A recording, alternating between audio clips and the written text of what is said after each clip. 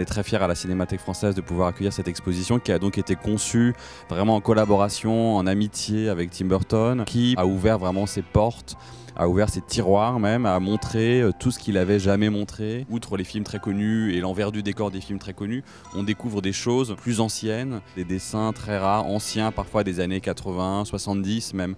Donc il avait à l'époque parfois 20 ans, 15 ans, et qui sont des projets avortés, qui sont des dessins parfois d'un jour.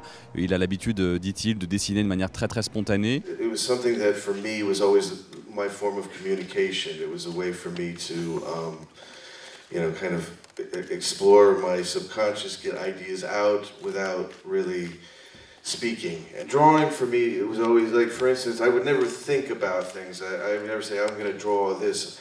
Oftentimes the drawing just comes, that's where the character from Nightmare Before Christmas came, just drawings, and then after drawing it several times, that's when you start to think about it, and so for me, it's never an intellectual idea, it was always more of an emotional idea. On sent dans cette exposition le processus de Tim Burton au travail. C'est plutôt un processus extrêmement artistique, de dessin. Les dessins, c'est un peu comme les rêves chez Fellini, des dessins qu'il avait l'air de dessiner comme ça très spontanément. Et à partir de ces dessins, les films vont souvent prendre vie, mais sans savoir au départ vraiment dans quelle direction il va aller. A lot of things maybe just started out as weird drawings, and then I might apply them to a film many years later, or a project many years later. So parfois 1, 2, 10 ans après, le dessin, il le retrouve et ça va donner naissance à un personnage dans un film ou à un personnage dans un livre, parce qu'il a aussi fait des livres.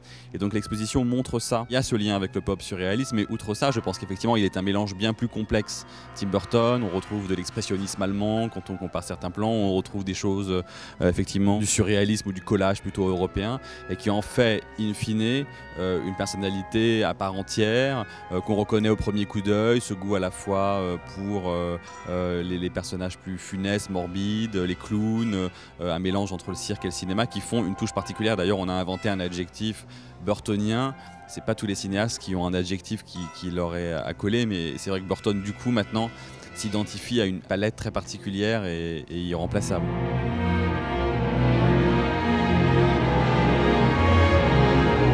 L'exposition a été en fait créée d'abord au MoMA à New York, au Museum of Modern Art. C'est sa première et seul passage en Europe. Donc effectivement, on attend aussi dans les fans de Burton des gens qui viennent aussi bien de Grande-Bretagne que d'Italie, parce que l'expo n'ira pas ailleurs qu'à Paris.